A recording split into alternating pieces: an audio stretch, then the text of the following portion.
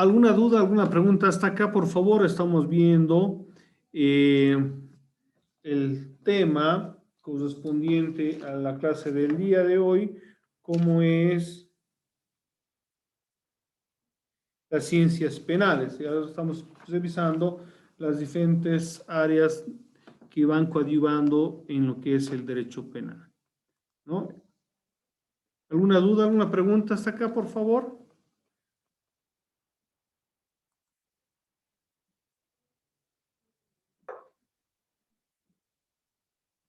¿Comentarios? Creo que no, ¿Sí? Continúe, por favor. no, que quería mencionar que creo que no, doctor, creo que no hay preguntas, creo que está todo entendido. Ya, perfecto. El sistema acusatorio mixto eh, implica la repartición de las tareas en el proceso penal, pues que el juzgamiento y la acusación recaen en diferentes sujetos procesales. Es por eso que el juez no puede efectuar investigación, ¿no? Ya que en nuestro, por ejemplo, en nuestro sistema penal, quien investiga es el fiscal y el juez es el que va a escuchar a las partes para encontrar la culpabilidad o inocencia, ¿no? Bueno, vamos adelantando y un poquito vamos dando referencias a lo que es el sistema mixto, ¿no? ¿Qué es el derecho penitenciario?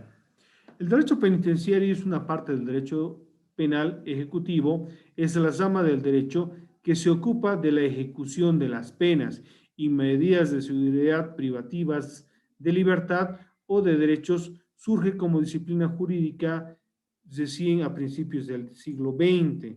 Esta rama del derecho va a ser muy importante porque después del proceso penal, ¿no?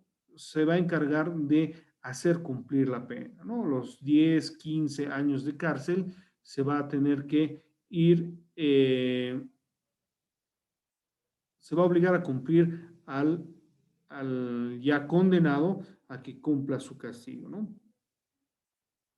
A su vez, como ciencia penitenciaria, se califica a la doctrina jurídica dedicada a los temas relativos a la ejecución de la pena privativa de libertad y de todas aquellas sanciones alternativas que las distintas legislaciones imponen como consecuencia jurídica punitiva.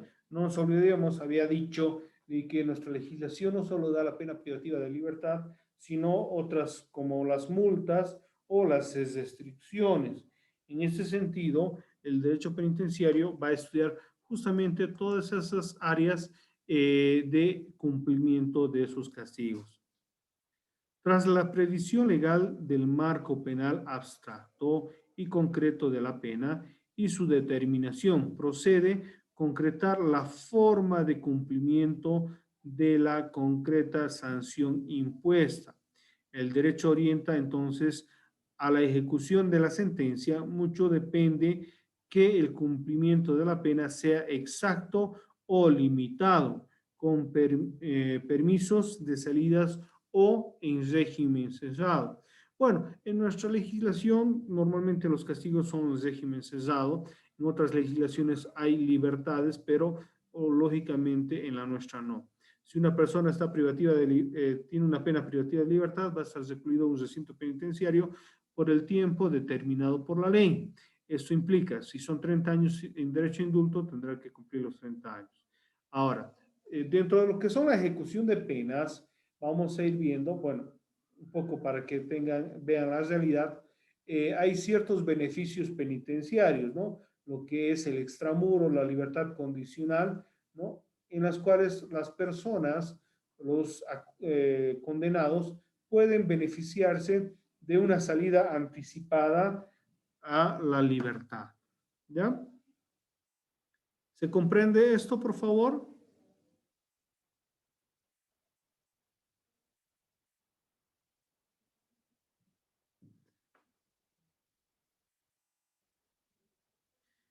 Se entiende por derecho penitenciario al conjunto de normas jurídicas que regulan la ejecución de todas las sanciones penales privativas de libertad, tanto penas como medidas de seguridad y medidas cautelares, de tal definición surge como características propias de este derecho, que es una parte del ordenamiento jurídico. Por ser su contenido normativo, se ocupa de la ejecución de penas y medidas de seguridad. Uno de los objetivos, lógicamente, del derecho penitenciario va a ser el controlar que se cumpla el castigo, el pago de a favor de la sociedad por parte del delincuente, y este tercero, que va a ser la reinserción social.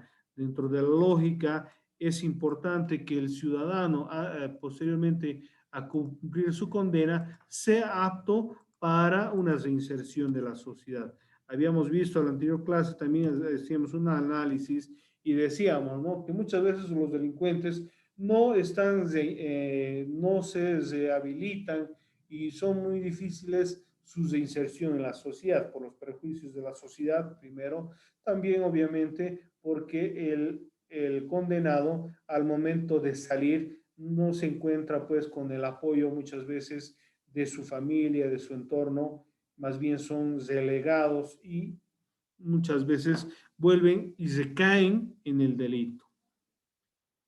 ¿Qué opinan, por favor? Me gustaría que comentemos este aspecto del derecho penitenciario, por favor, con relación a la reinserción social de los condenados. A ver. En tema de reinserción social, creo que más nos referimos a, no sé, a talleres o personas que ni siquiera han podido terminar la colegiatura, que eso no sé si se aplica también aquí en Bolivia, pero a lo que se ve en otros países sí, sí, sí, eso sí se aplica.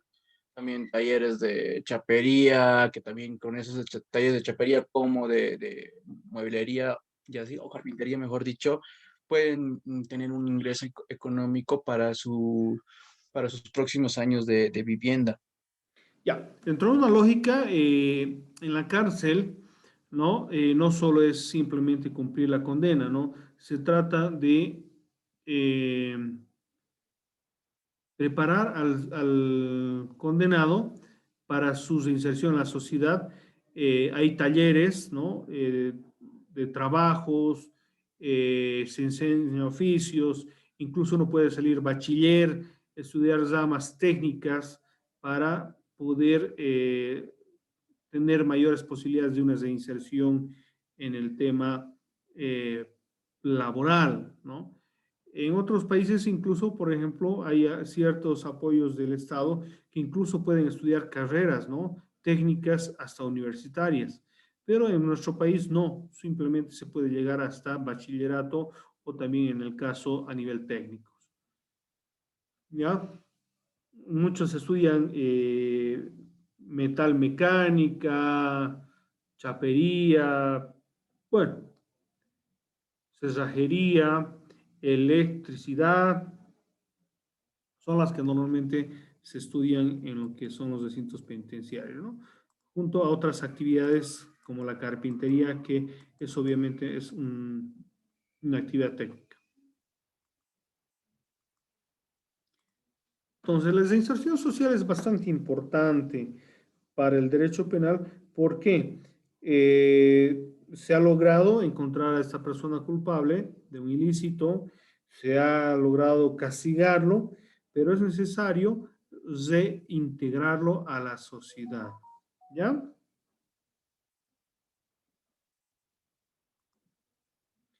Así vamos a ver otras ramas o ciencias auxiliares. Por ejemplo, aquí tenemos, además, tenemos la estadística criminal, la medicina legal, la psiquiatría forense, la sociología criminal, la política criminal, el derecho penal no criminal, el derecho disciplinario, el derecho penal administrativo. Estos vienen así. ¿Ya? Ustedes saben qué es o qué entienden por estadística criminal. Bueno, se puede inferir del nombre, ¿no? Que esta es la ciencia que se dedica a hacer las estadísticas sobre el crimen en una población, ¿no? En un lugar. Ya, sí, es cierto. No, la estadística criminal es la disciplina que estudia la expresión cuantitativa del delito en la vida social. Tiene por objeto especial los fenómenos de la criminalidad. ¿Qué quiere decir, no? Va haciendo estadísticas de cuántos delitos son cometidos en un año, qué tipo de delitos son estos, si son violentos, son económicos, son atentatorios contra la vida, la seguridad, etcétera, etcétera, etcétera, ¿no? Es importante para que se pueda también ver de luchar ese tipo de delitos, ¿no? Se entiende que la estadística como el campo del conocimiento humano que permite deducir y evaluar conclusiones acerca de una población a partir de la información proporcionada por una muestra o para simplificar las cosas. Dentro de una lógica, la estadística nos ayuda a hacer estudios más amplios y especialmente en lo que son las actividades sociales, humanas y especialmente en la criminalidad nos sirve, ¿no? Para poder identificar qué delitos son más frecuentemente realizados en una sociedad, ¿no? Que podrían ser, por ejemplo, estafas, robos, asesinatos, violaciones, ¿no? Que sabemos, por ejemplo, que en nuestro país cada vez sufre o sube las estadísticas de los ilícitos como son el feminicidio. Entonces, hay que ver, digamos, de crear ciertas políticas para luchar de ese tipo de ilícitos, ¿no? Que sin duda las estadísticas nos van a demostrar o nos van a ayudar para ese fin. Ahora, aquí, por ejemplo, podemos ver un pequeño estadística que habla sobre el porcentaje de delitos que no fueron denunciados. También eso es muy importante.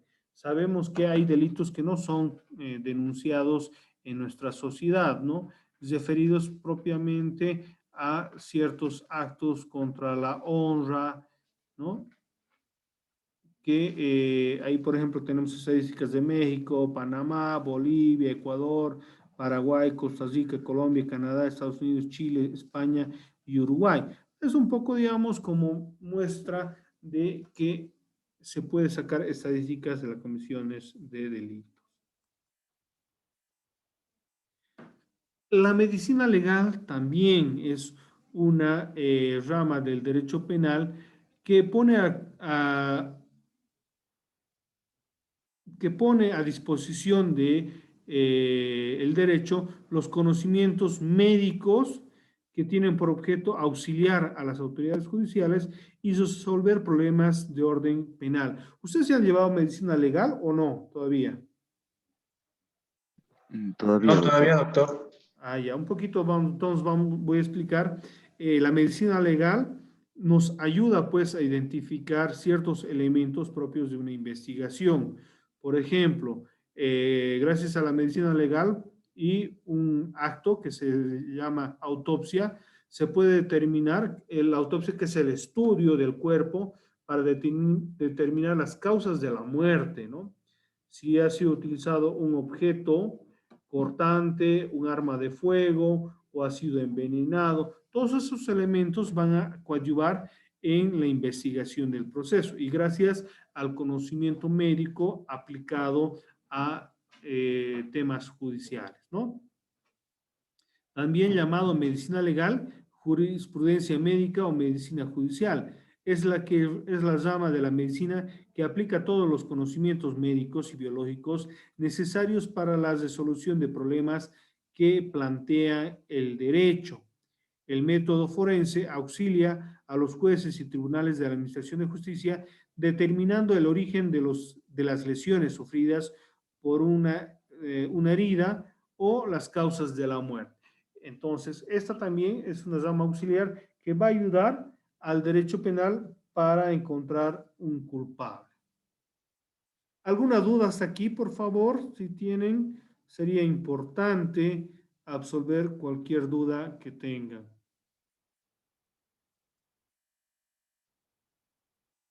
¿Preguntas, por favor?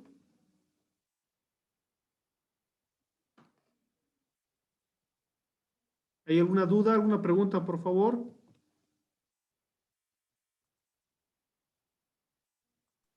No, doctor. ¿Seguro?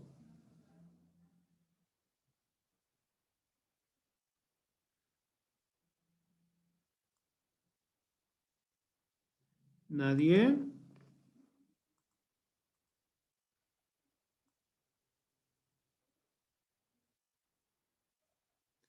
Les estoy pasando las diapositivas por WhatsApp, por si acaso. Ya está. Bueno. También vamos a ver otra rama auxiliar del derecho penal, como es la psiquiatría forense. Es la aplicación de los conocimientos psiquiátricos al proceso de administración de justicia, es decir, la implicación de la psiquiatría en el derecho. Algunas veces, por ejemplo, se puede determinar que los delincuentes tienen ciertas perturbaciones mentales, ¿no? Considerados peligrosos, psicópatas y otros que obviamente tienen inhibiciones y les es más fácil la comisión de ilícitos. Esto, sin duda, nos hace ver el beneficio de estos conocimientos de la psiquiatría forense para poder juzgar a una persona cabalmente. Si es incapaz, obviamente no podrá ser juzgado como una persona normal porque no tiene las capacidades mentales para dirimir entre lo que es correcto y lo incorrecto, ¿no? Pero también tendrá que darse ciertas medidas de seguridad. Muchas veces se habla que los delincuentes pueden tener, digamos, problemas mentales. ¿Ustedes creen así? ¿Que hay delincuentes que están enfermos mentalmente? Sí, los psicópatas. Sí. Los asesinos seriales, por ejemplo, ¿no? Muchas veces se ha determinado que tienen ciertas esquizofrenias, psicopatías, que obviamente demuestran, pues, que estas personas no son personas normales. Por eso también el ensañamiento en sus víctimas, ¿no? Que normalmente son violentas. El objetivo de la psiquiatría forense es determinar la existencia o no de alteraciones en el estado mental de un imputado, acusado o sentenciado, víctima o ofendido, su relación con las capacidades generales del evalúo y el caso de estar presente las consecuencias jurídicas de tal efecto. No nos olvidemos, para ser juzgado, una persona tiene que estar dentro de sus cabales, tiene que ser imputable, ¿no? Hemos dicho que las personas que tienen deficiencias mentales pueden ser inimputables, entonces no podrán ser juzgados, pero sí podrán ser recluidos en psiquiátricos para protección de la sociedad, ¿ya? Lo que conlleva a la presión de dos cuestiones fundamentales. Si conoce la trascendencia moral, social y jurídica de sus actos y si como consecuencia de su estado mental es capaz de actuar conforme a ese discernimiento. Hay personas, por ejemplo, que no comprenden realmente si está bien o está mal, ¿no? Pueden estar comiendo ahorita y se levantan y le clavan el tenedor eh, en el pecho a una persona, simplemente porque le dio la gana en ese momento, ¿no? Entonces, esos aspectos tienen que ser valorados por la psiquiatría forense. También puede participar en la valoración de delincuentes enfermos mentales o de delincuentes que enfermó en prisión, porque también puede ser, digamos, que su enfermedad mental haya sido sufrido ya a momento de cumplimiento de la condena. Hay personas que al sentirse encerrados van desvariando, ¿no? Entonces, puede verse su importancia en varias etapas de lo que va a ser el proceso, desde el juicio, ¿no? Antes, durante y en la ejecución también. Ahí tenemos, por ejemplo, también la sociología criminal, es la ciencia que tiene por objeto el estudio del delito en cuanto el fenómeno social, así como de los factores sociológicos que intervienen en su producción. La sociología criminal como disciplina criminológica se debe, lógicamente, a los conocimientos de la sociología aplicados a temas jurídicos, ¿no? Uno de sus principales impulsores fue Enrico Ferri en 1856 al 29, que obviamente es en lo que vivió, ¿no?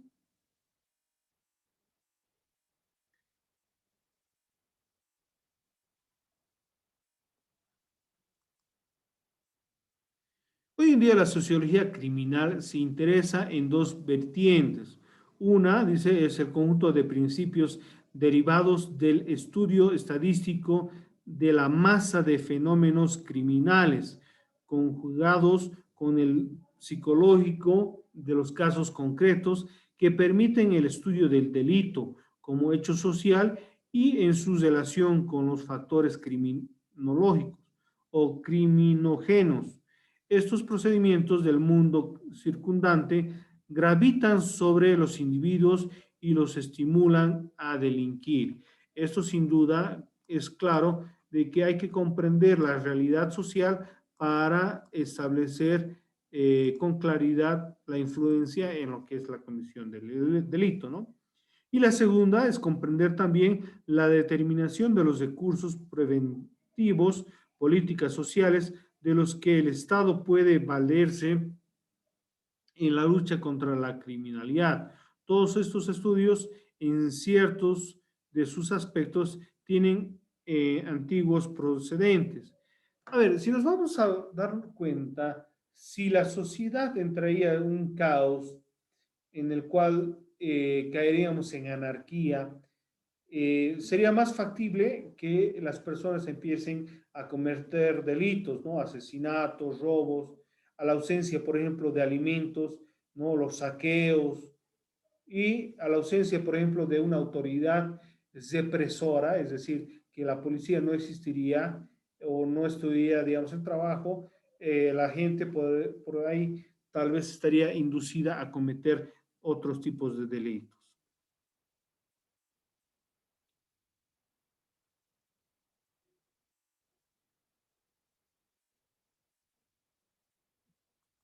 ¿Alguna pregunta hasta acá? Esta misma rama de lo que es la sociología criminal nos hace ver, digamos, la influencia de las modificaciones de la sociedad. Bolivia, por ejemplo, es un país relativamente tranquilo a diferencia de sus países vecinos. En Bolivia no se cometen delitos violentos por naturaleza, a diferencia de otros países, por ejemplo, donde la violencia y la criminalidad es mucho más fuerte que en nuestro país. Eso es reflejado también a ciertos valores que tiene nuestra sociedad, ¿no? A mayor pérdida de valores, se podría decir de que puede aumentar la criminalidad. ¿Alguna duda, pregunta hasta acá, por favor?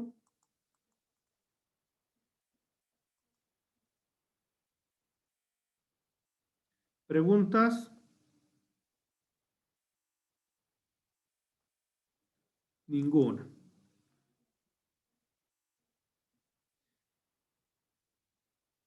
Las ciencias auxiliares son un conjunto de respuestas que el Estado, o perdón, aquí, esto es política criminal, creo, a ver, deme un segundito, se perdió el subtítulo ahí. Exacto, es política criminal. Cuando hablamos de las políticas criminales, aquí lo colocaremos.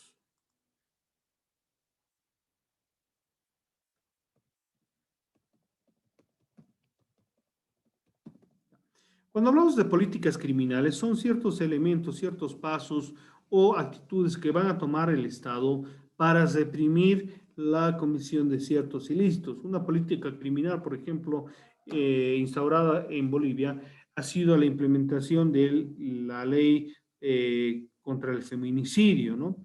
Para luchar, obviamente, contra las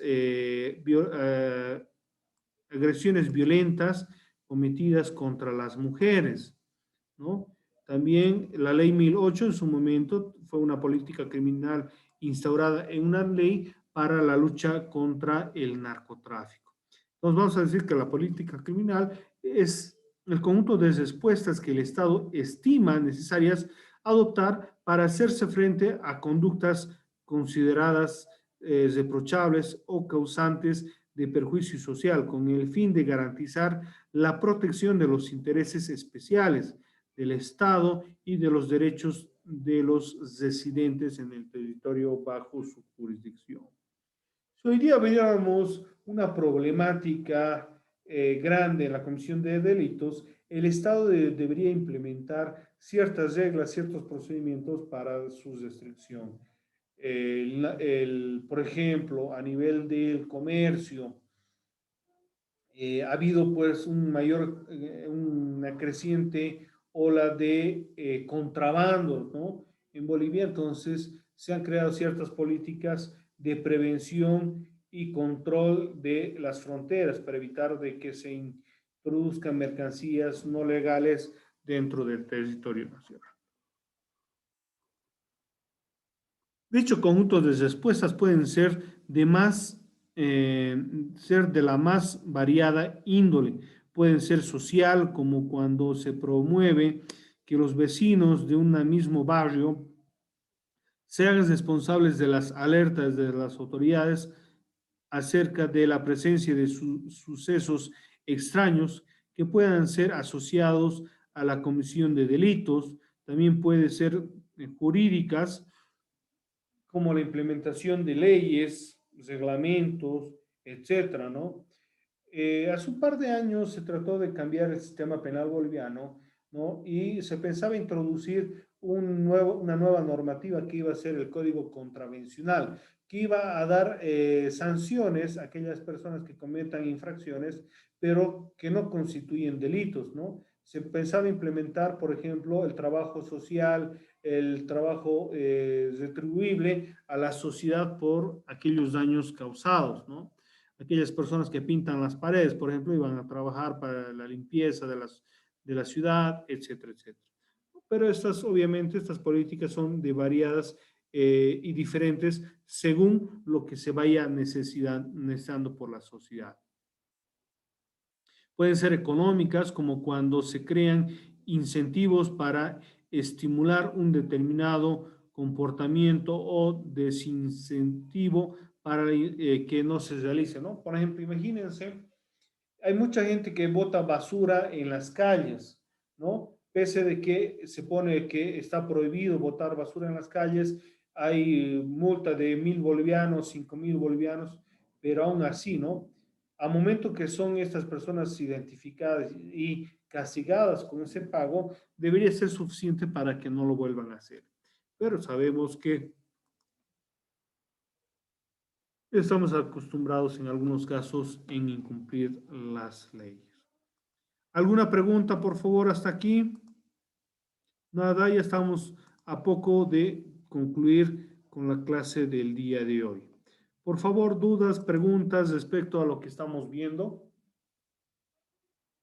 Comentarios también sirven. Doctor, una pregunta. ¿Sí? Hay casos donde hay países que no tienen policía o su policía es desarmada y la criminalidad no subió. ¿Por qué ocurre eso?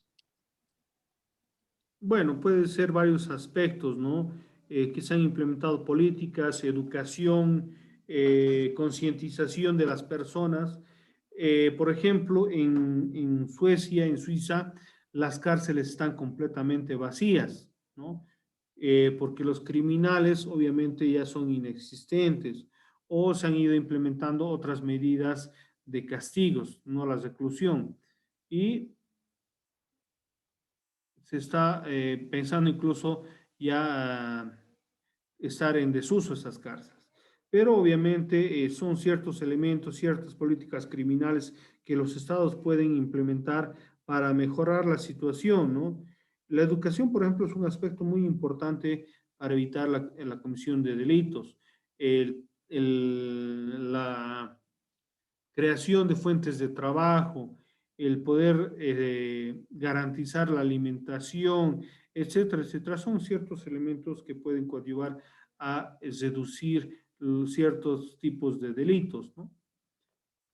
Que lógicamente es lo ideal que se busca, ¿no? Eliminar, disminuir en lo posible la comisión de ciertos delitos.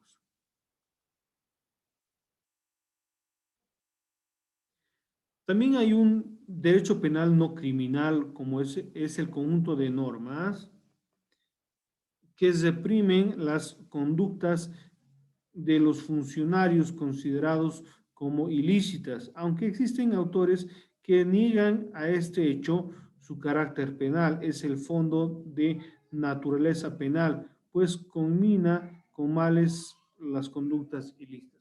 En algunos casos, por ejemplo, estas conductas no penales están relacionadas a dos ámbitos del derecho, como son las disciplinarias o las administrativas.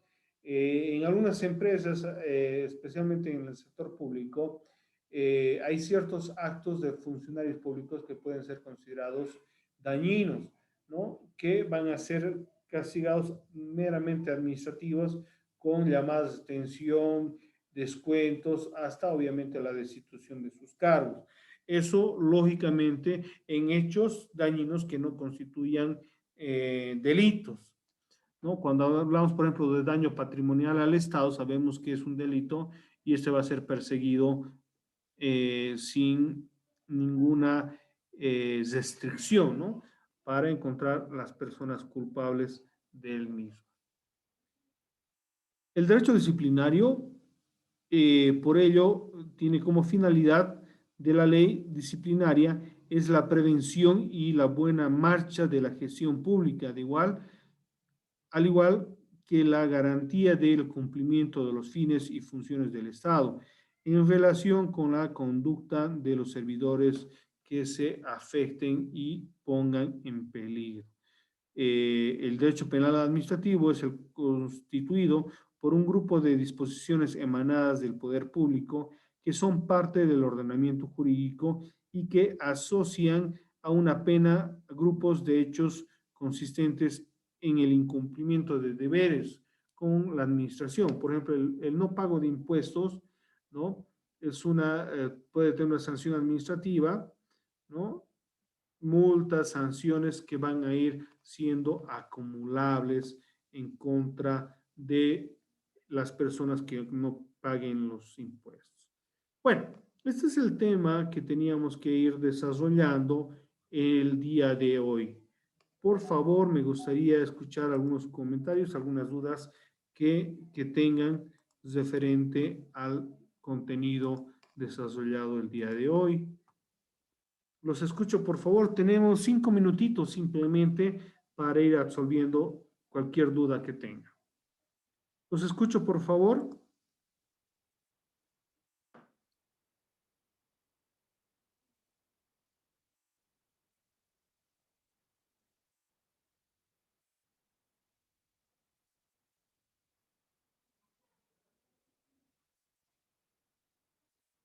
¿Alguna duda con un comentario?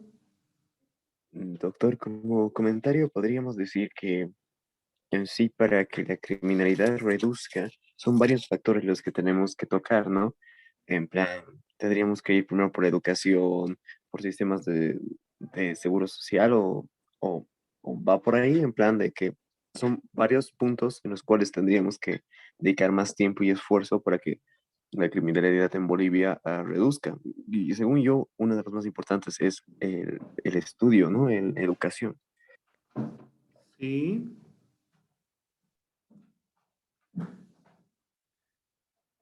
Realmente el Estado debe crear políticas fuertes para evitar la comisión de ilícitos, ¿no? Eh, Crear penas que sean obviamente susceptibles a que los individuos dejen de cometer delitos, pero esto con la idea de mejorar la situación y la vida cotidiana. Ahora, ¿Cuál va a ser la clave de esto? Muchas veces es complicado determinar políticas fuertes para su solución de esta problemática, pero debemos buscarlas, ¿no? Y dar una seguridad por parte del Estado a la sociedad en su conjunto.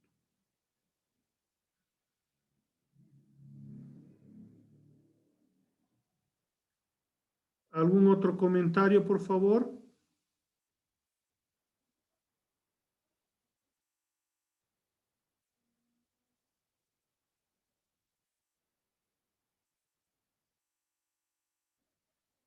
¿Algún otro comentario, por favor? Doctor. Bueno, un punto que me llama la atención es esto de la rehabilitación, que es un punto que debemos tomar muy en cuenta, yo creo, acá en Bolivia, porque en las cárceles, en vez de haber una rehabilitación, muchos delincuentes ganan experiencia, se podría decir, en el crimen, toda una ciudadela en la cárcel que existe y los cobros que realizan se conocen con delincuentes más peligrosos y no hay esa rehabilitación que debería existir. Sí, lastimosamente, ¿no? Una política real de rehabilitación no se ve, ¿no? Además que las cárceles son manejadas por los mismos internos, la policía simplemente se aboca a dar una seguridad externa, ¿no? Para evitar de que los reclusos salgan de los recintos penitenciarios, pero sabemos que eso no es suficiente para reinsertar a los condenados. Es necesario que puedan capacitarse, tal vez apoyo psicológico, porque también es importante ese aspecto, ¿no? Al determinar qué es lo que ha pasado, puede irse dando soluciones a corto, mediano plazo. ¿Algún otro comentario? Estamos a 2 minutos para concluir nuestra clase del día de hoy.